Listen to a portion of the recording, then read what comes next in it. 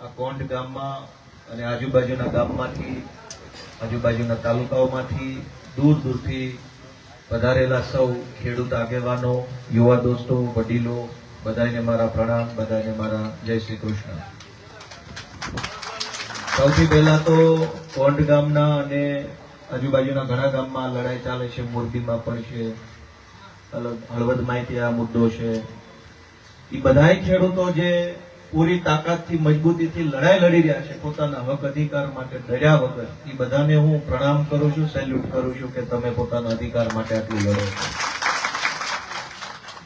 અને આ કોંઢ ગામને વિશેષ મારે નમન કરવા પડે એટલા માટે કે ગામ એક તો એવડું મોટું ગામ છે. મને આ મેહુલસિંહની ગાડીમાં હું બેઠો, તમારી ગાડી બેઠો, પેલા ભાઈ કોકની, હા, એને મને કીધું કે 2 કિલોમીટર લાંબુ ગામ છે અને આ ગામમાંથી બીજા 4 ગામ અલગ પડ્યા, એટલે ખૂબ આટલું મોટું ગામ છે. પણ ગામ આખું એકજૂટ છે, ગામમાં આટલો બધો હમ છે કે જયારે ગામનો વિષય આવ્યો અને અવડું આખું ગામ ભેગું થઈ ગયું તો એ હંપ બદલે કે હું તો કહું ભગવાન આપણને બહુ શક્તિ આપે, સારી બાબત કહેવાય. અને બહુ મૂળ મુદ્દાથી આપણે વાત કરીએ કે આ થાંભલો આવ્યો, વળતરનો પ્રશ્ન, આ તે, એ તો બધા પ્રશ્નો બીજા નંબરના છે. સૌથી મોટો પ્રશ્ન, હું હમણાં ફેબ્રુઆરી મહિનામાં બજેટ સત્રમાં ધારાસભ્ય તરીકે 1 મહિનો અંદર બેઠો, અલગ અલગ નેતાઓ મને મળ્યા, 2-2, 4-4 ટર્મથી ચૂંટાતા હોય, સાંસદ રહી ગયા હોય, મંત્રી રહી ગયા હોય, પાછા ચાલુ ચૂંટાણા હોય, અધિકારીઓ બધાને મળ્યો અને સતત મળતો રહેતો હોઉં છું. સરકારી કામથી આઈએએસ ની ચેમ્બરમાં જાઉં, સેક્રેટરીને મળું, ચીફ સેક્રેટરીને મળું, એડિશનલ સેક્રેટરીને મળું, આને મળું, તેને મળું, મળતા રહેતા હોય, વાતોમાંથી વાતો થાય. સૌથી મોટો મુદ્દો એ છે કે ગાંધીનગરમાં બેઠેલા મોટા મોટા સાહેબો અને એ સાહેબોના સાહેબો એટલે કે નેતાઓ, એ બધાને ખબર પડી ગઈ છે કે આખા ગુજરાતમાં માણા બધું વેર વિખેર થઈ ગયેલું છે. એક જણાને અન્યાય થાય તો 10 જણા ટેકો નહીં આપે. એ આખા ગાંધીનગરમાં બધાના મોઢે વાતોથી આ વાત આવે કે કોંઢ ગામમાં 34 ખેડૂતોના ખેતરમાં થાંભલો આવશે તો બાકીના કહે છે અમારે શું. એક જ્ઞાતિના ખેતરમાં થાંભલો આવશે, બીજી જ્ઞાતિ કહે એ તો એ બરાબર જ થયું છે. આપણા બધાનો, ગામડામાં રહેતા તમામ લોકોનો, બધી જ્ઞાતિના તમામ લોકોનો સૌથી પહેલો મુદ્દો એ છે કે ઉપરવાળા આપણને એવી રીતે જોવે છે કે કોઈથી ભેગા નહીં થાય, ક્યાંય કોઈ મુદ્દો ગમે એવો પણ છે. થાંભલાનો મુદ્દો તો હમણાં આવ્યો, એ પહેલા 500 મુદ્દાઓ હોય છે. પાણીનો, ખાતરનો, દવાનો, બિયારણનો, જે કઈ માલ પાક્યો હોય વેચવા જાવ તો ઉપજનો, ટેકાના ભાવનો, દવાખાનાનો, નિશાળનો, બસનો, 500 મુદ્દાઓ હોય છે. પણ ગાંધીનગર બેઠેલા જે કઈ સાહેબો છે એમ ખબર પડી ગઈ છે કોઈ એક નહીં થાય, બધા પોતપોતાનો મુદ્દો લઈને મથ્યા કરશે. જેના ખેતરમાં થાંભલો આવશે એટલા માણસો તે દુઃખ વ્યક્ત કરશે, બાકીના ભેગા નહીં થાય કઈ. તો મારી એક ખેડૂતના દીકરા તરીકે, ગામડાના છોકરા તરીકે, તમારા બધાના દીકરા તરીકે એક વિનંતી છે કે આપણે આ જો જે કઈ મુશ્કેલી આવી છે એમાંથી સૌથી પહેલો સંદેશ તો એ જ આવવો જોઈએ, બધા એક છે, બધી નાતના માણસો એક છે, એટલે જરૂર પડશે તો લાખ આવશે. અને હું પોતે ક્યાંય કોઈ પાર્ટી વાળો થઈને આવ્યો નથી, હું કઈ ખેડૂતના દીકરા તરીકે, ગામડાના માણસ તરીકે આવ્યો. પાર્ટીના નેતા તરીકે આવવાનું હોય તો કોઈ એનો મતલબ જ વધતો નથી, એનો કોઈ અર્થ જ નથી. કેમ કે પાર્ટી તો આજ છે, કાલ નથી. સમાજ ક્યારેય નાશ ન પામે, પાર્ટીનો નાશ થઈ જાય, હોદ્દાનો નાશ થઈ જાય, ધારાસભ્યના પદનો નાશ થઈ જાય, આજે છીએ કાલ નોય વહીએ, પણ માવતરનો નાશ ન થાય, સમાજનો નાશ ન થાય, આપણા ખેડૂત વર્ગનો નાશ ન થાય. એ હંમેશા રહેવાનો, એટલે જે હંમેશા છે એનું બનીને રહેવું પડે આપણે. એટલે હું પહેલી મારી એક તમારા નાના દીકરા તરીકે વિનંતી છે કે બધા એક થવું બહુ જરૂરી છે. અમે તો વારંવાર કહીએ, કેમ કે અમારે ત્યાં વિસાવદર ને, ભેસાણ ને, જુનાગઢ, તાલાળા, ધારી, માળિયા, મેંદરડા આટલા તાલુકામાં ઇકોઝોનનો આવો જ પ્રશ્ન છે. હજારો ખેડૂતોની જમીન સરકારે ઇકોઝોનમાં નાખી દીધી. હવે એમાં તમારે હળ આપવો હોય તો વન વિભાગની પરમિશન, લાઇટનું કનેક્શન લેવું હોય તો વન વિભાગ, બોર કરાવવો હોય તો વન વિભાગ, ખેતર તમારું, બાકી બધી પરમિશન વન વિભાગ. આજુબાજુના 10-15 તાલુકામાં આ પ્રશ્ન છે. અમે હજુ લડીએ છીએ, હું ધારાસભ્ય નહોતો ત્યારે લડતા હતા, હજુ લડીએ છીએ.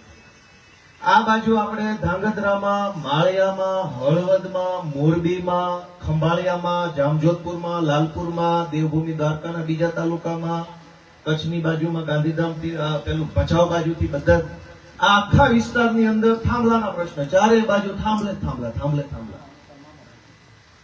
આખો વિષય ખાલી વળતર વધુ મળી જાય પૂરો નહીં થઈ જાય. દરબારે મારું ધ્યાન દોર્યું કે ભાઈ બાજુમાં 900 રૂપિયા મીટર આપે ને અહીં 300 આપે છે. હું એમ કહું છું કે 9000 રૂપિયા આપે ને તો મુદ્દો પૂરો નથી થતો. મીટરે 9000 આપે તમારા ખેતરમાં 2 થાંભલા નાખ્યા, અત્યારે 50 લાખ રૂપિયા વળતર દાખલા તરીકે મળ્યું. ભવિષ્યમાં ભાઈઓ ભાગ મારવાના કરવાના થાય તો થાંભલા વાળો કોનો? એનો જવાબદાર કોણ? 2 ભાઈઓના ભાગ પડે, વળતર 300 લેખે મળે કે 900 લેખે મળે કે 9000 લેખે મળે એ તો પછીની વાત છે. ખેતર આપણી પેઢીઓ તો હાલ્યું આવે છે, આપણા બાપ દાદાએ પરસેવો પાડ્યો, વધવા દીધું તો આપણી પાસે આવ્યું, અને આપણે વધવા દેવા માંગીએ છીએ એટલે તો લડવાનું છે. પણ સરકારનો ઈરાદો ખરાબ છે, કેમ કે સમાજમાં કોઈ નવો પ્રશ્ન ઉપસ્થિત થાય તો એની ચર્ચા, વિચારણા, નીતિ, નિયમ, કાયદો બધું વિધાનસભામાં કરવું જોઈએ.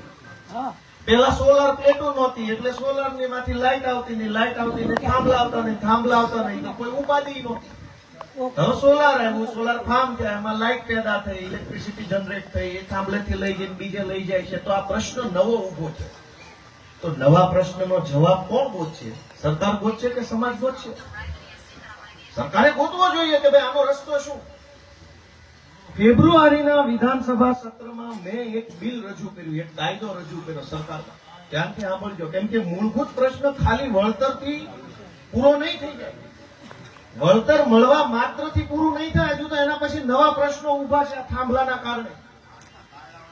ઈ મેં સરકારના ધ્યાને મૂક્યા. હું મંત્રી સાહેબને મળ્યો, સચિવ સાહેબને મળ્યો, કેમ કે ભરૂચમાં આ પ્રશ્નો બહુ છે. અંકલેશ્વર, ભરૂચ, નર્મદા જિલ્લામાં આસપાસમાં અનેક જગ્યાએ આ થાંભલાના પ્રશ્નો ચાલે છે. સૌરાષ્ટ્રના અલગ અલગ ગામડામાં થાંભલાના પ્રશ્નો ચાલે છે. મેં સરકારનું ધ્યાન દોર્યું કે આપણે એક એવો કાયદો બનાવીએ કે જેમાં 1, 2, 3, 4, 5 મુદ્દાનું સોલ્યુશન નીકળતું હોય. એમાં પહેલો મુદ્દાનો કાયદો મેં રજૂ કર્યો કે જે જમીન અત્યારે 10 વીઘા જમીન હોય ને કોંઢ ગામમાં 1 વીઘાના 10 લાખ ભાવ આવતો હોય, એ 10 વીઘાની જમીનના કોઈ પણ છેડે થાંભલો આવે એટલે 10 લાખ વાળો વીઘો ન વધે. પછી ઘટી જાય ન ઘટી જાય ભાવ. તો આપણી જમીનની કિંમત જ ઘટી ગઈ, એનું વળતર કોણ દે? અત્યારે માનો કે વેચવા જેના ખેતરમાં થાંભલો આવ્યો ઈ વેચવા જાય, અત્યારે શું ભાવ આવે? થાંભલા વગરની જમીનનો કોંઢમાં શું ભાવ? બેમાં ફરક પડે કે ન પડે? તો 900 આપે કે 9000 આપે, પેલા ફરક પડી ગયો. લાગતમાં જે ફરક પડ્યો એ કોણ ચૂકવશે? મારી વાત સાચી છે ખોટી છે? કે જમીનની કિંમતમાં ઘટાડો કરી નાખ્યો થાંભલાના કારણે. કોક તો થયો. બીજો મુદ્દો કે અનેક ગામડાઓમાં જમીન એવી છે કે આવનારા 5 વર્ષમાં ઈ જમીન ઉપર બાંધકામ થઈ શકે એમ હોય. ગામની હાવ નજીક હોય, એ કોઈ કે બહુ દૂર હોય, 25 વર્ષે ત્યાં બાંધકામ થવાની સંભાવના ન હોય, ખેતી થાય. પણ જે જમીન ગામના છેવાડા પછી તરત આવતી હોય, ત્યાં થાંભલા નાખ્યા હોય, તો આજથી 5 વર્ષ પછી ત્યાં પ્લોટિંગ કરવાનું થાય ત્યારે થાંભલા વાળી જગ્યા અને કોરિડોર વાળી જગ્યામાં બાંધકામ ન થઈ શકે, એને ન થઈ શકે, ત્યાં ઈંટી ન મૂકી શકાય. તો એટલી જમીનનું નુકસાન ખેડૂતને ગયું. કેવડી મોટી, કેટલા 40 બાય 40 નો થાંભલો નાખ્યો, 80 બાય 80 જગ્યા જે છે. હવે જેનું અહીંયા ગામથી પહેલું ખેતર હોય થાંભલો જોઈએ, રોડે જે જોવા ગયા તો આમ ગામથી પહેલું જ છે. 10 વર્ષ પછી બાંધકામ થાય એવું જ છે. 80 બાય 80 ની જગ્યામાં કોઈ બાંધકામ નહીં થાય, એ જમીન પડતર રહેશે અને આજીવન હવે એ જમીન તમારા કામની ન રહી તો એ 80 બાય 80 નો ટુકડો વધતા લાઈન આલી, એ કોરિડોર આપણો આખો આજીવન ફેલ ગયો પેઢીઓ સુધી, એના પૈસા કોણ દેશે? અને પહેલો મુદ્દો એ છે કે આજે વળતર ચૂકવવાની વાત છે, વળતર છે શેનું? જમીનનું, થાંભલો ઉભો કર્યો એનું, ઝાડવાનું, ખેતીનું શેનું? કોઈ નથી ખબર આખી સરકારમાં કે વળતરની જે વાત છે 300 900 છે શેનું? કોઈને પૂછો કે 900 મળ્યું પણ શેનું? જમીનનું કે ઝાડવાનું કે વાવેતરનું કે ભાડું કે હું? અવડી આખી સરકાર હાલે છે, કોઈ ખબર જ નથી શેનું વળતર હાલે છે. અને વળતર શેનું તમે મને એમ કહો. મેં સરકારમાં રજૂઆત કરી છે વળતર શેનું. ધારો કે મોબાઈલનો ટાવર આપણી અગાસી પર લાગે તો એક વખત રૂપિયા આપે છે, દર મહિને આપે છે. તો થાંભલો દર મહિને કેમ ન આપે? એક વખત 10 લાખ નથી જોતા, 20 લાખ નથી જોતા, 50 લાખ એક વખત શું કામ? તમે અમારા ખેતરમાં થાંભલો નાખો, એમાંથી તમે 100 વર્ષ કમાવાના છે, અને મને એક વખત 5 લાખ આપીને વાત પૂરી કરી દેવાની. અને થાંભલો તમે ક્યાં જમીન વેચાતી લઈ લીધી છે, સંપાદન કરીશ તો સંપાદન કરીને લઈ લો ભાઈ. ધારો કે તમે 80/80 ની જમીન છે એને અત્યારે જે ભાવ હાલતો હોય એ ભાવે સરકારના નિયમ પ્રમાણે વેચાતી લઈ લો, મંડી મારજો તમારા થાંભલા માટે, પછી જે કરવું એ કરજો. જમીન વેચાતી નથી લીધી. એનો અર્થ એ જો આપણી જમીન ઉપર થાંભલો છે તો એનું એક વખત વળતર ન હોય, દર મહિને વળતર હોવું જોઈએ ભાડાના સ્વરૂપમાં. મોબાઈલ વાળો હોય કેમ દર મહિને દે? મોબાઈલ ના થાંભલો હોય તો દર મહિને, લાઇટ નો હોય તો એક વખત. તો લાઇટ ના મોબાઈલ ના થાંભલા ફરક બે છે તો લોઢાના થાંભલા બે સરકારના જ ગણાય. આમ તો મોબાઈલની કંપનીનું લાયસન્સ સરકારે આપ્યું છે, ઇલેક્ટ્રિસિટી કંપનીનું લાયસન્સ સરકારે આપ્યું. મોબાઈલના થાંભલો ભાડા ઉપર ને લાઇટનો થાંભલો એક વખત. મને અહીંયા તો દીધું નથી પાછું. અહીં તો નવો વિષય છે આખો, દીધા વગર જ થાંભલો. બે તેદીની વાત ક્યારે? એટલે મેં સરકારમાં આ બધી જ વસ્તુ ફેબ્રુઆરી મહિનામાં રજૂઆત કરી હતી, પણ હવે દુર્ભાગ્ય એવું કે આપણા ખેતર સુધી હિટાશી ન આવે ત્યાં સુધી આપણે જેને ગોપાલ ભલન બરાડા પાડતો એને તો નવરો છે. હું ફેબ્રુઆરી મહિનામાં રાયડું પાડીને આવ્યો, પણ કોણ સાંભળે કે કોઈ કાડો ગાંગરતો લાગે, ભૂખ્યો થયો હોય છે. ભાઈ અમે તો ગાંગરી થાય કે જાગો મારા માય બાપ, જાગો નકરા નહીં વધવા દે. છોકરા સિવાય કઈ વચ્ચે નહીં, જો આવું નવાયું કાંઈ ખેતર નહીં, માલ નહીં, ઢોર નહીં, મિલકત નહીં, કાંઈ છોકરા જ વચ્ચે. પૂછવા તમારે મિલકતમાં તો કે અમારે 2, બીજું શું વધે છે આમ નામ રહેતો.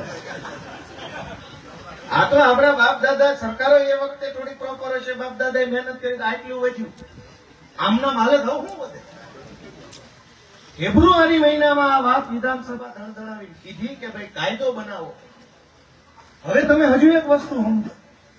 સરકાર એમ કહે છે કે એક દેશ એક કાયદો, 1 નેશન 1 ઇલેક્શન, 1 નેશન 1 રૂલ. સરકાર એવું કે જ છે ને. અને હમણાં 1 નેશન 1 ઇલેક્શન ની કમિટીની મીટિંગ હતી, એમાં હું નિશુદાન ગયા હતા. એક દેશ એક ચૂંટણી. તો એક રાજ્યમાં એક પ્રકારનો ભાવ નો આવવો જોઈએ. મોરબીમાં અલગ ને સુરેન્દ્રનગરમાં અલગ, તો ક્યાં એક થયું? તો એક બાજુ 900, અને હું તો ઈ મતનો માણસ છું, 9,000 આપે તોય હમણાં આ વાત ખોટી પડે. જમીનની કિંમત ઘટી એનું શું? જમીનમાં બાંધકામ નહીં થાય એનું શું? જમીનમાં લાંબુ ઝાડ ન વાવી શકો. કાયદો છે કે જમીનથી કેટલાક મીટર ઊંચે સુધીનું આકાશ ઈ જમીનના માલિકનું છે. આપણી અગાસી ઉપર કોઈ આમ આડું છાપરું બાંધી શકે? તમારા મારું ઘર બાજુમાં હોય તો તમારી અગાસી ઉપર હું આમ છાપરું બાંધી શકું? હું કામ? ઈ આકાશ તમારું છે. અગાસી એટલે આકાશ. તો જેનું ખેતર એનું આકાશ છે કેટલાક મીટર સુધી. ત્યાં નાળિયેર વાવો કે 50 ફૂટ લાંબુ ઝાડ વાવો, એ અધિકાર ખેડૂતનો છે, જેની જમીન છે. નવ તાર નીકળે એટલે લાંબુ ઝાડ નહીં વાવી શકાય. તો એર સ્પેસ રિસ્ટ્રિક્ટ કર્યો. આપણું જે આકાશ છે એ સરકારે રોકી લીધું. એનું વળતરનું કોઈ પૂછતું નથી. મેં મંત્રી સાહેબ ને સચિવને સમજાવ્યું, તમે અમારું આકાશ રોક્યું, એના પૈસા લાવો. બે બાજુ કોરિડોર મૂક્યો હોય, જે તાર નીકળશે, થાંભલો તો સમજો 40x40 નો છે, 80x80 નો. ઈ 80 પછી પાછા બીજા 10 મીટર સુધી કોરિડોર હશે બે બાજુ, એટલે 90 કે 100 મીટર નો ગાળો હશે. આખો હળંગી 100 મીટર એની માલિકી ગણશે. તમને એક વખત 10 લાખ આપે કે 20 લાખ આપે કે 30 લાખ આપે, પ્રશ્ન ઈ છે જ નહીં. 100 મીટર જમીન જે છે બે સાઈડ ની થઈ, 80 નો થાંભલો એટલે 80 ના તો ઉપર હેઠળ તાર હશે. 10 મીટર બીજી મેન્ટેનન્સ માટેની જગ્યા રાખી હવામાં, ખાલી એમ જ 100 મીટર જગ્યાનો હળંગ પટ્ટો છે અને એ પોતાની ગણી લેશે. અને અત્યારે ખાલી થાંભલા નાખવા છે એટલે સીધા હાલ છે. એક વખત નાખી જાય 5 વર્ષ પછી હાવ બાપાનું હોય એમ હાલ છે. તમારે કૂવો ગાળવો હોય તો મંજૂરી લેવાની, મોટર મૂકવી હોય તો મંજૂરી લેવાની, ફલાણા ઢેકણા પ્રકારનો પાક પકવવું મૂકવો હોય તો મંજૂરી, બધું વાહેથી આવશે. અત્યારથી થોડું કહી દેવાનું. આ તો વ્યવહાર જેવું છે. જોવા જાય તો બધું ન કહેવાય, પગાર કહી દેવાનું, સારી યુનિવર્સિટી નામ દેવાનું, પછી વાહેથી ખબર પડે. અત્યારે તમે વાત સમજો મારા વડીલો, કદાચ એટલે આંદોલન આવ્યું છે કાલી થાંભલો આવશે, તમે એમ કહેશો કે મારે મારા ખેતરમાં આવો નહીં ને આવા પ્રકારનો બોર કરાવવો છે ને આટલા પ્રકારનું આમ કરાવો, તરત કહે છે કે ભાઈ જીઈબી ની મંજૂરી લઈ આવો વીજળી વિભાગની. ક્યાં લેવા જશો? એની ઓફિસ ક્યાં? અહીં ક્યાંય 50 કિલોમીટરમાં એની ઓફિસ નહીં હોય. એ પાછળથી આવશે બધું, છેલ્લે રોન છેલ્લે કાઢવાની હોય. અત્યારે બાદ પડે છે એટલે અત્યારે હાલવા દેવાનું છે. ધ્યાનથી સાંભળજો, હું જરાય ખોટું નથી કહેતો. અમે તો ફેબ્રુઆરીમાં જે કીધું અત્યારે તમારે ગામમાં આવ્યું ત્યારે ગામ ભેગું છું ને. આજ જે કહું છું એ ગમે તેથી આવશે તેથી તમે મને યાદ કરશો. છોકરો કહેતો તો હાચું, હારો ઘરનો હતો એટલે હાચું કહી ગયો. એ દરેક વસ્તુમાં આપણને એમ કે પરમિશન લઈ આવો, પરમિશન લઈ આવો. શેની અને કોની પાસેથી? બોલો પરમિશન નહીં દે. એટલે જે કઈ નાનું મોટું વળતર મળ્યા પછી તે હવે આપણે જમીન ભૂલી જવા બરાબર જ થવાનું છે. ગમે તારે વાવો એટલાથી તમારી, બાકી સહેજે નવું કરવું હશે તરત મંજૂરી માંગશે. તમે એમ કહો કે મારે તાર ફેન્સિંગ કરવી, તો કે મંજૂરી નહીં આપણને હરખે જીવવા દે. ક્યાંક વન વિભાગ, ક્યાંક વીજળી વિભાગ, ક્યાંક રોડ વિભાગ, ક્યાંક સિંચાઈ વિભાગ, આ બધા ભેગા મળીને ખેતી ન કરી શકે એવો માહોલ આખો ઉભો કર્યો. અને બીજો મુદ્દો એ છે કે એક જિલ્લામાં આટલા પૈસા, એક જિલ્લામાં આટલા પૈસા, એક જિલ્લામાં આટલા પૈસા, એવું કેમ? સરકારનો નિયમ હોય તો બધે સરખો જ લાગુ પડે. હવે હેલ્મેટ ન પહેર્યું હોય તો રાજકોટમાં 20 રૂપિયા, સુરતમાં 800 રૂપિયા, અમદાવાદમાં 30 રૂપિયા, એમ છે? કેવી રીતનું છે કે બધે એક સરખું છે? કયો છે? બધા જે જાણતા હોય એ કયો ભાઈ, બધે એક સરખું છે કે નોખું છે? તો આમાં કેમ નોખું છે? સરકારનો નિયમ હોય તો એક સરખો જ હોવો જોઈએ. તો એનો અર્થ એમ થયો કે આ સરકારનો નિયમ નથી, મન ફાવે એવો છે. જાડો પાણો આવે તો થોડુંક વધારે નાખવાનું, પાતળું આવે તો લઈને વહી જવાનું. સરકારનો નિયમ હોય તો બધે એક જ હોવો જોઈએ. અમદાવાદના કોન્સ્ટેબલનો પગાર 35,000 ને સુરેન્દ્રનગર વાળાનો 30,000, એમ છે? બધાનો સરખો છે ને? સરકારનું જે હોય એ ગુજરાતના કોઈ પણ ખૂણે એક સરખું જ હોય. કોણના તલાટીનો પગાર 1200 રૂપિયા અને ભાવનગર વાળાનો 32,000 હોય? સરકારનો પગાર હોય કે સરકારનો ચાર્જ હોય કે સરકારની ફી હોય કે સરકારનો ભાવ હોય, બધું એક સરખું જ હોય. અહીંયા હું મોરબી હું કે હળવદ કે ધાંગધ્રા હું, છતાંય નોખું કેમ? એનો અર્થ એ થયો કે આ મન ફાવે એમ હાલે છે. આમાં નીતિ નિયમ કાંઈ નથી, જ્યાં જેવું આવ્યું એવું કરી નીકળી જવાની વાત છે. જો અત્યારથી જ્યાં મન ફાવે એવું હાલતું હોય તો પાછળથી શું થાય? એ તો કહું તમને, આપણે બધા વિષયને સમજીએ. માત્ર વળતર મળી જવાથી પૂરું નહીં થાય. હજુ તો બહુ લાંબી ફિલ્મ છે. 50 લાખ રૂપિયા મળશે તોય વાહે હેરાનગતિ ધરાય ઉભી છે. હું ઈ કહેવા માંગુ છું. એટલે વળતર તો લેવાનું જ પૂરેપૂરું, પણ બીજા 10 પ્રશ્નો જે પાછળ ઉભા છે એનો જવાબ કોની પાસે લેવા જવાનો ઈ પણ આપણે સમજવાનું. અને જે કાંઈ આપણા નેતાઓ હોય, આગેવાનો, એને રિક્વેસ્ટ કરવાની છે કે ભાઈ સાહેબ બાપા, બધાય પાર્ટીના બધાય નેતા, નાના મોટા, તાલુકા, જિલ્લા, વિધાનસભાના ભેગા મળીને આનો રસ્તો કાઢો. પહેલી વાર આમાં તો શું હોય? સમાજનું કામ છે, ગામનું કામ છે. આમાં પાર્ટી હું, બીજી પાર્ટી હું, બધા ભેગા મળીને કરો માર્ગ. પછી સમાજને જે સારું લાગે તેથી જાણે. મારો વિષય એમ છે કે સરકારની પોલિસી હોય તો બધા જિલ્લામાં એક સરખું હોવું જોઈએ, પણ બધા જિલ્લામાં એક સરખું નથી. એનું કારણ શું ખબર છે કોઈને? સૌથી મોટી ચોરી 2 જગ્યાએ થાય છે થાંભલામાં. બધાએ શબ્દ સાંભળ્યો છે, અક્ષાંશ અને રેખાંશ. એવો શબ્દ સાંભળ્યો છે? અંગ્રેજીમાં છે લેટિટ્યુડ અને લોંગિટ્યુડ. સરકારમાં કોઈ પણ આખી લાઈન નક્કી થઈ હોય ત્યારે એ લાઈન, એનો એક પોઈન્ટ નક્કી થયો હોય કે ભાઈ મેઘરાજસિંહનું ખેતર છે તો એ તો 10 વીઘાનું છે, પણ 10 વીઘામાં કઈ જગ્યાએ થાંભલો? લીમડાવાળી બાજુ, કુવાવાળી બાજુ, ઉપલા શેઢે, હેઠલા શેઢે, હાવ વચ્ચે હોય કે થોડુંક પડખા વગું, કોલકોર કેન્કો? સમજાય મારી વાત? 10 વીઘાના ખેતરમાં થાંભલો ક્યાં? એનું ખેતર તો નક્કી થઈ ગયું, મેઘરાજસિંહ ખેતરમાં થાંભલો આવશે, એ વાત બરાબર છે. સર્વે નંબર 8 માં આવ્યો થાંભલો, પણ સર્વે નંબર 8 માં કઈ બાજુ? એ અક્ષાંશ અને રેખાંશથી નક્કી કરે કે આટલા પોઈન્ટ ઉપર જ થાંભલો આવશે. ગૂગલ મેપ થી નક્કી થયું, એ ફિક્સ પોઈન્ટ જ હોય. પણ આ લોકો શું કરે? નાખતા જાય એમ નક્કી કરતા જાય, આંકોર નાખો, આંકોર નાખો, આંકોર નાખો, આંકોર નાખો, આંકોર નાખો. એના કારણે શું થાય કે કાગળ ઉપર સર્વે નંબર 8 માં થાંભલો આવતો હોય, અહીં નાખવા આવ્યા હોય તો સર્વે નંબર 32 હોય. એટલે પોલીસ બધું લઈને આવવું પડે. તમને ખબર નથી કે મારામાં થાંભલો છે કે નહીં. અક્ષાંશ રેખાંશ નો આપે એના કારણે શું થાય કે જેનામાં ખોટી રીતે થાંભલો આવતો ને એને એમ કે તને 2 લાખ વધુ આપું, બોલતો નહીં. જેને વધુ પૈસા આપ્યા હોય સમજી લેવાનું કાંઈક ખોટું એને કર્યું તો જ આપે, નગર એટલા બધા હારા હોય તો થાંભલો શું કામ નાખે. જ્યાં વધુ પૈસા આપ્યા સમજી લેવાનું કંઈક ખોટું કર્યું એટલે આપણને મૂંગા રહેવાના પૈસા આપ્યા. અક્ષાંશ રેખાંશનો બહુ મોટો ખેલ આખા ગુજરાતના થાંભલામાં હાલે છે. કોઈને નકશો નથી આપતા કે એક્ઝેક્ટ કયા અક્ષાંશ અને કયા રેખાંશ ઉપર આ થાંભલો હેલાય, તું મને બતાવે. અત્યારે જે ખાડા આપણે જોયા એ ખાડાનું કાગળ ક્યાં અક્ષાંશ રેખાંશ વાળું કે આ જ અક્ષાંશ ને, એટલે ગૂગલમાં ઉભા રહીને જોવો ને તો એ જ જગ્યા આવે. આખી દુનિયામાં ક્યાંય પણ જાવ એક આંકડો એક જ વખત હોય. 52.25 હોય દાખલા તરીકે અક્ષાંશ, તો દુનિયામાં બીજે ક્યાંય 52.25 નો હોય, ક્વોન્ટમાં જ હોય. 58.38 પર જાઓ તો આખી દુનિયામાં એક જ પોઈન્ટ હોય એવો. એટલે આખા દુનિયાની જમીનો અક્ષાંશ રેખાંશથી નક્કી થયેલી છે ગૂગલમાં. આ લોકો મન ફાવે ત્યાં થાંભલા નાખે અને કોઈ વાદ વિવાદ ન થાય એટલે પછી ઉપરથી વધારાના પૈસા આપે. અને બીજો મુદ્દો કે પૈસા કઈ બધા મળતા નથી. નાખવા માટે થઈને થોડું ઘણું જેને જેવો માણસ, જેટલો વજન, જેટલો માથાકૂટ, જેટલો ઢીલો, જેટલો ટાઈટ, એ પ્રમાણેના પૈસા આપીને થાંભલા નાખીને વહી જાય. પાછળથી કોઈ કઈ દેતા નથી.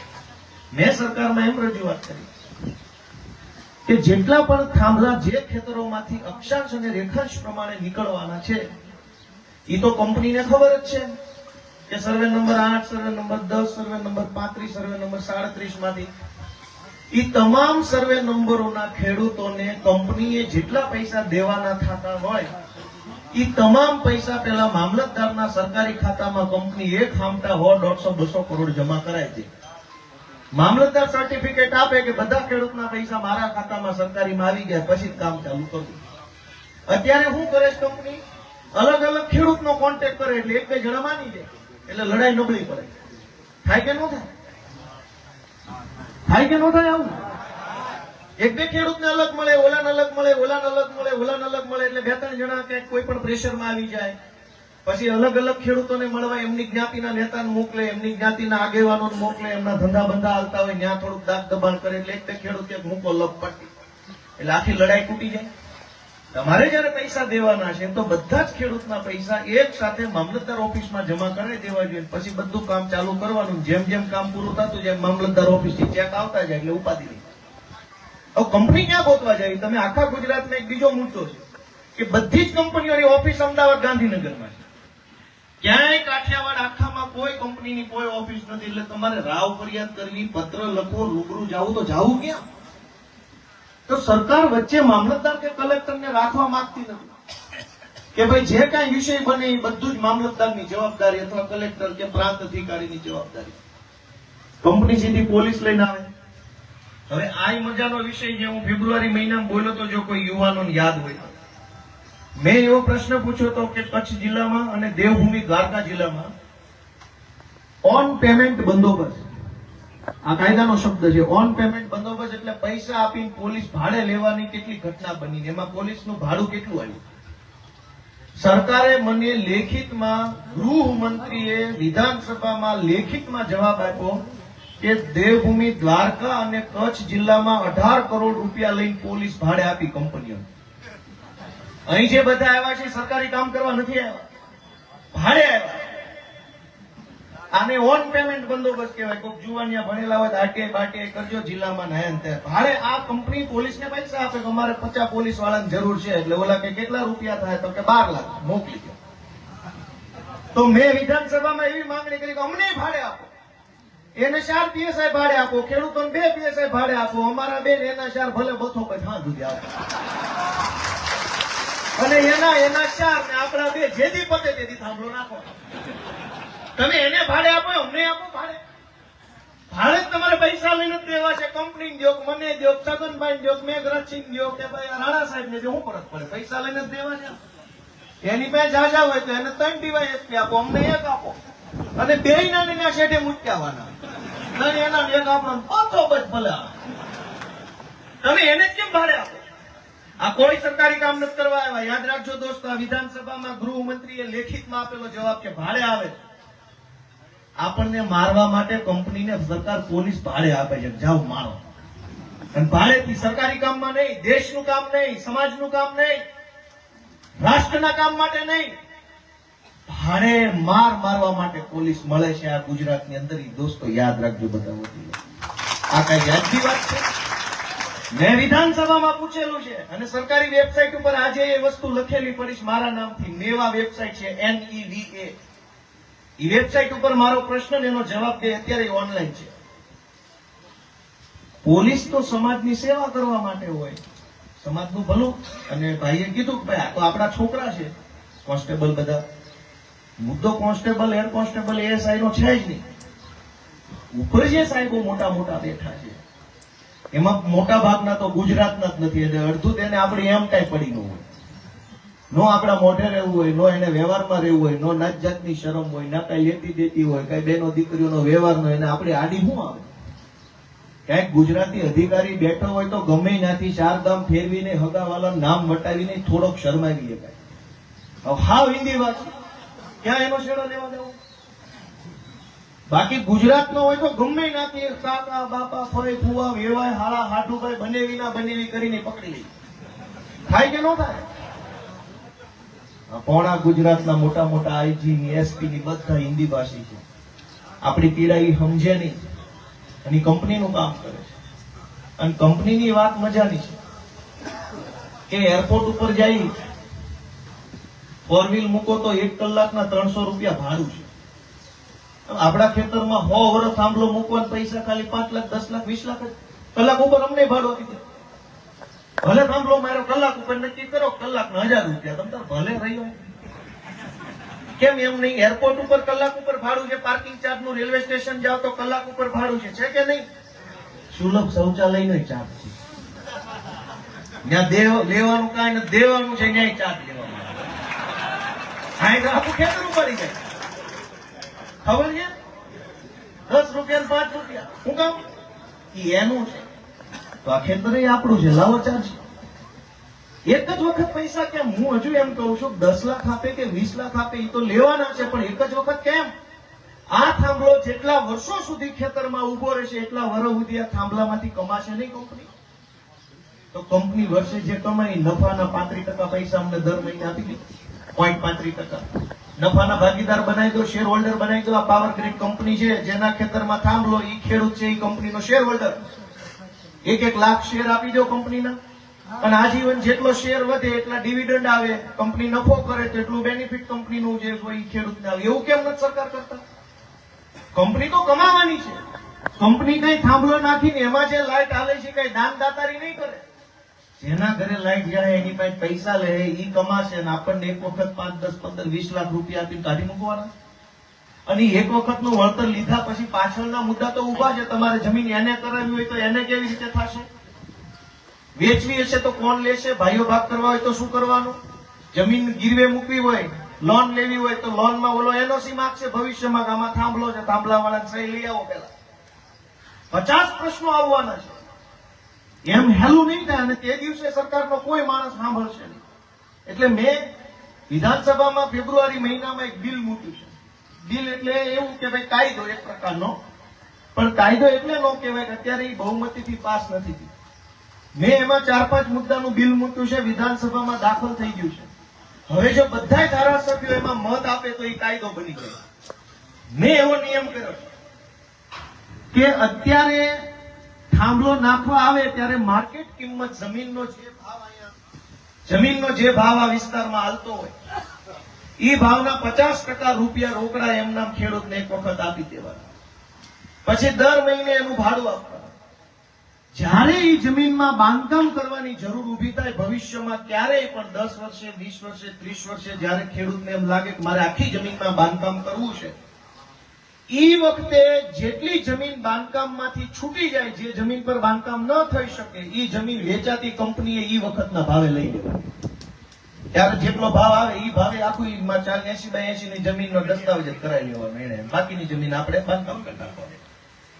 અને વધતા અત્યારે જમીનમાં થાંભલો આવ્યો એના કારણે જમીનની જે માર્કેટ કિંમત ઘટે છે, એ ઘટાડો છે એ સરકારે એટલે કે કંપનીએ ખેડૂતને આપી દેવો. આટલા મુદ્દાનો કાયદો મેં વિધાનસભામાં મૂક્યો છે. બધાય ધારાસભ્યો જો બહુમતીથી મત આપે તો આ કાયદો પાસ થઈ જાય અને ખેડૂતોને આ રીતનું મળતું થાય. હવે અમારી પાસે તો 4 છે, 4 મત આપી તો બહુમતી થાય નહીં, કાયદો પડી જાય. એટલે હમણાં મતદાન નથી થયું એના ઉપર.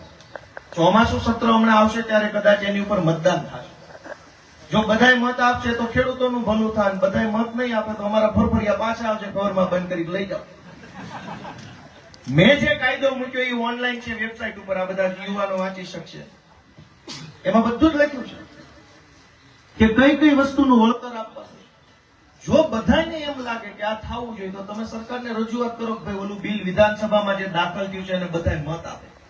અને એના કરતા આગળ કે મેં બિલ રજૂ કર્યું છે, મેં કાયદો રજૂ કર્યો છે, ઈ પાસ કરવો ન હોય તો સરકારને અમારી રિક્વેસ્ટ છે કે તમે આવું નવું લઈ આવો, હું મારું પાછું ખાઈ લઈશ ને તમારામાં મેં મત આપી દેવું. વાત આની હું તમારા મત આપી દઈશ, તમે આવું નવું બિલ વિધાનસભામાં દાખલ કરો, ધારાસભ્યને મત આપવાનો અધિકાર મળેલો છે, હું મારું બિલ ખેંચી લઈશ. મારી સહી કરીને એક સચિવને કાગળ આપો, બોલું બિલ પાછું ખેંચવું છું એટલે ખેંચાઈ જાય, તમે નવું લઈ આવો અને અમારી આખી પાર્ટી તમને મત આપશે, આવું જો બિલ તમે લઈ આવો તો તમારા નામે ચડાવી દો. મારે તો ખેડૂતને કંઈક મળવું જોઈએ. અને એટલે આ આખા વિષયની અંદર અનેક બધા વિષયો સંકળાયેલા છે. છેલ્લી વાત કે વળતર નક્કી કેવી રીતે થાય? 900 કેવી રીતે, 300 કેવી રીતે, કોઈ ખબર? 900 કેવી રીતે, કયા કેલ્ક્યુલેટરથી નક્કી થાય? આખા ગુજરાતમાં 12 માસ કલેક્ટરો સરકારની જમીન વેચતા હોય છે લીગલી. કોઈ પણ કંપની માગે, કોઈ સંસ્થા માગે, કોઈ એનજીઓ માગે, કોઈ વ્યક્તિ માગે તો સરકાર એને જમીન સરકારી વેચતી હોય છે. આ 12 માસ હાલે. દરેક જિલ્લામાં નાની મોટી જમીનની લેવાલી હોય એટલે સરકાર વેચે. સરકાર વેચતી વખતે મીટરનો જે ભાવ ગણે છે એ જ ભાવ મીટરનો ખેડૂતોને તમે આપી દો ને આમાં, એટલે વાત પૂરી થઈ ગઈ. તમે અમને અત્યારે એમ કહો છો 300 રૂપિયા મીટરનો ભાવ છે, 300 રૂપિયા મીટર મારે જેટલી હોય એટલી ગૌચર લઈ લેવી, લાવો. થાય આવું કોઈ દિવસ? તો સરકાર જયારે વેચવા જાય છે ત્યારે 1000, 2000, 3000 નો મીટર વેચે. તો સરકાર સુરેન્દ્રનગરના કલેક્ટરે છેલ્લા 1 વર્ષમાં જે કઈ જમીનો વેચી એમાં સૌથી ઊંચો ભાવ જે જમીનમાં મીટરનો આવ્યો હોય એ ભાવ આખા સુરેન્દ્રનગરની જમીનનો ન ગણી શકાય. વિસ્તાર હોય 500,000 નો ફરક રહે. એવી રીતે કેલ્ક્યુલેશન કરવાના બદલે ઉધડું કેલ્ક્યુલેશન, ઉધડી ગણતરી, જેવો માણા એવું ગણે. ભારે માણા આવે તો ભારે ગણિત, હળવો માણા આવે તો કે નીકળ આલામાં હેડ કોન્સ્ટેબલ આવશે નહીં. અને દુઃખની સૌથી મોટી બાબત એ છે કે પોલીસ ભાડે આવે છે, કલેક્ટર ભાડે મળે છે, કંપનીને બધું જ ભાડે મળે, પણ આ બધી વ્યવસ્થા છે કોનાથી? સૌથી મોટો દુઃખનો વિષય એ છે ને કે આ બધું જનતા માટે, જનતા થકી છે. જનતા જ નથી તો હું કલેક્ટર ને, હું આઈપીએસ ને, હું નેતા. જનતા છે તો જ બધું છે. જનતા માટે પોલીસ છે, જનતા માટે કલેક્ટર છે, જનતા માટે સરકાર છે. સરકાર એટલે છે જનતા છે. મત આપનારા જ નહીં હોય તો સરકાર ક્યાંથી હશે? મત આપનારા છે એટલે સરકાર છે, સરકાર છે તો પોલીસ છે, એટલે કલેક્ટર છે. તો બધાએ ભેગા મળીને જનતા માટે કામ કરવાનું છે. પણ દુઃખની વાત એ છે કે કલેક્ટર, આઈપીએસ, એસપી આ તે બધા ભેગા મળીને કંપની માટે કામ કરે છે. તો આપણે બધા ક્યારેક તો જાગવું નહીં પડે?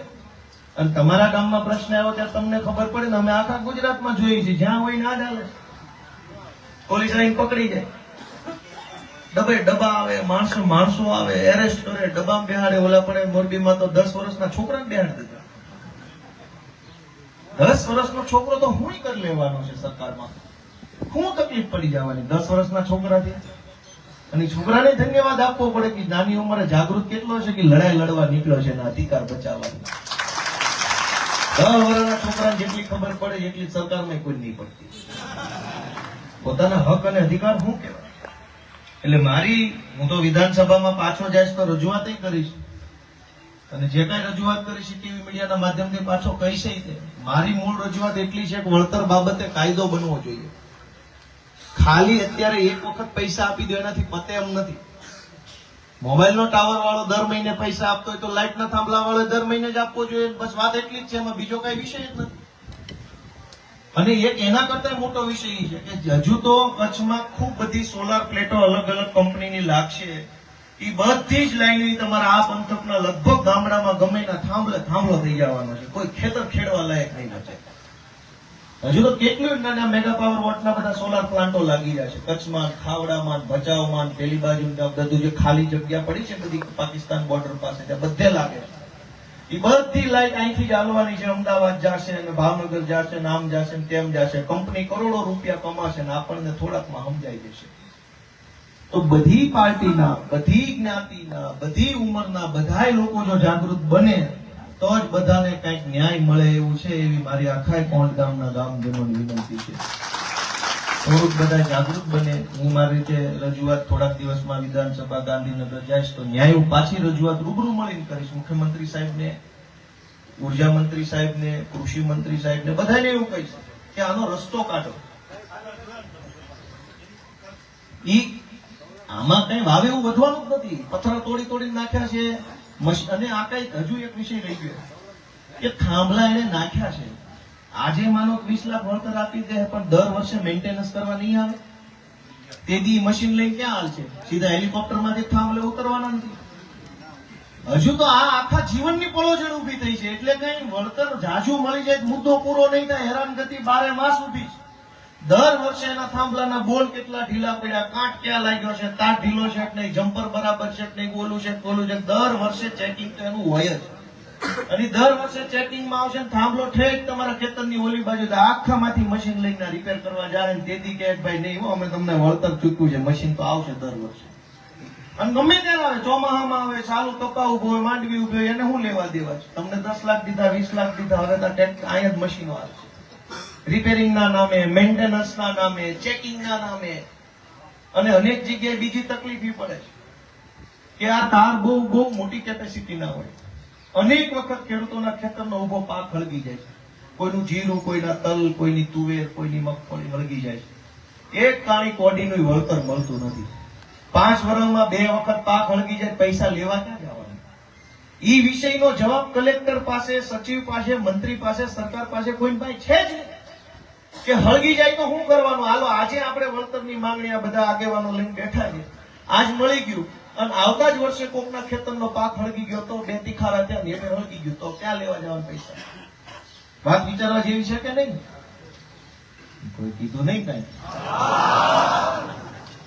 અનેક પ્રશ્ન છે, એક પ્રશ્ન નથી. સરકારને એટલે મેં કાયદો મૂક્યો કે આ બધા પ્રશ્નોનું નિરાકરણ આવે એવો કાયદો બનાવો કે પાક હળગે તો આટલી સહાય આપવી, મેન્ટેનન્સ કરવા ગાડીઓ આવે ખેતરને જો ખરાબ કરી નાખે વાવેલું વાવેતરને તો આટલું મેન્ટેનન્સ આપવું, જમીનની કિંમત ઘટે લાગતમાં તો આટલું વળતર આપવું, ભાઈઓ ભાગ પાડતી વખતે આવી રીતે કરવું, તમારી જમીન એને કરાવી હોય તો આવી રીતે કરવું. આ બધા જ વિષયો જે થાંભલાને લગતા છે એનો એક આખો કાયદો બનવો જોઈએ એવી રજૂઆત મેં કરી છે. ફરીથી હું કરીશ. અને તમારા તરફથી મને કઈ રજૂઆત કરવાની હોય તો તમે મને કહેશો તો એ વિષય પણ હું લઈને જઈશ. અને જે કઈ ખેડૂતો વતી લડાઈ લડવાની હશે એમાં હું પાછો ભેગો બધાની હારે રહીશ. ખેડૂતના છોકરા તરીકે પાર્ટી તો મેં કીધું એમ ઘડીક હોય ઘડીક નોય હોય. ખેડૂત કાયમ હોય. આપણો સમાજ, આપણું ગામ, આપણા વડીલ હંમેશા હોય. તમે બધા એટલા બધા જોશ સાથે અહીંયા એકઠા થયા એ બદલ હું બધાને ખૂબ ખૂબ પ્રણામ કરું છું. મારા રાણા સાહેબ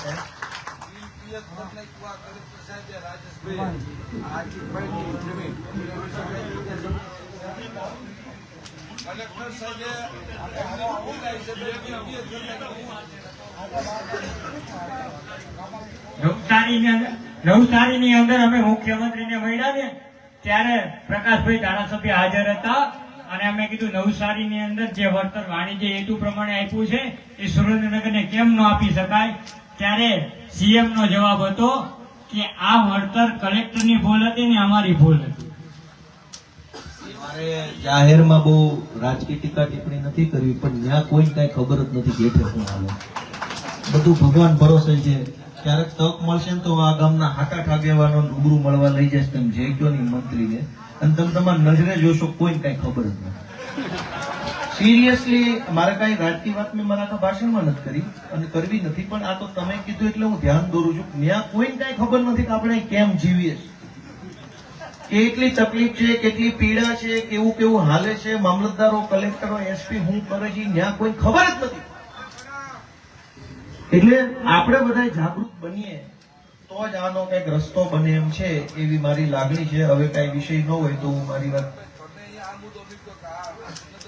ફાઇન કરીને બિલ કેસ કેટલી થઈ ગઈ? આ બધું તો connection છે. કનેક્શનો છે 4 ને એવું. તો બિલ પે ક્યાં થયા? કેવી રીતે? 4 છે. બોર છે અને આ બિલ પે એટલે એ તો કલેક્ટરે ષડયંત્ર કર્યું હોય કંપની હારે, અને કંપની હારે સેટિંગ કરીને એક જ ઓર્ડરથી બધી જમીન બિનપિયત જાહેર કરી દીધી હોય, એટલે કંપની ભવિષ્યમાં આવવાની હોય એ કલેક્ટરને પહેલા ખબર હોય, એટલે બિનપિયત કરીને ઈ ભાઈ જેલમાં વહી ગયા. હવે આપણે એવું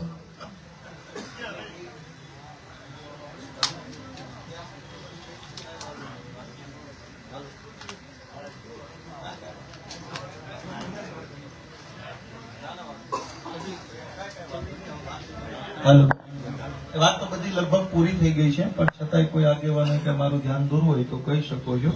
હું મારી વાત પૂરી થાય તો તમે કહેજો. હું મારી વાત પૂરી કરું છું. બધાએ